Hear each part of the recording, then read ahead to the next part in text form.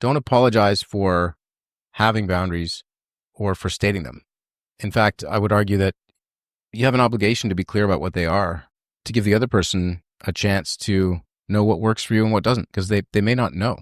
And again, it comes back to leading with kindness and choosing to be connected with a person. Yeah.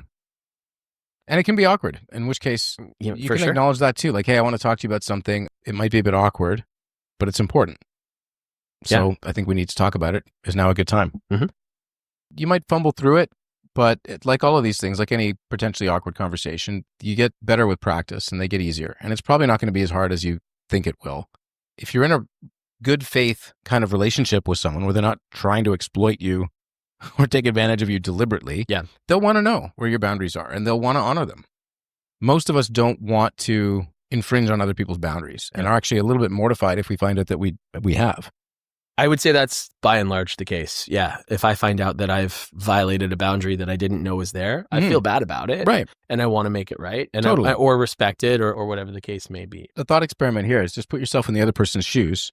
Imagine you have a friend or a colleague, family member, whomever, and they calmly, respectfully express a boundary with you that you didn't know about, that you've been violating. How would you feel? You might be a little embarrassed. Oh, I'm sorry, I didn't know. Yeah. But immediately you'd thank them for sharing that with you and you would make every effort to honor that boundary.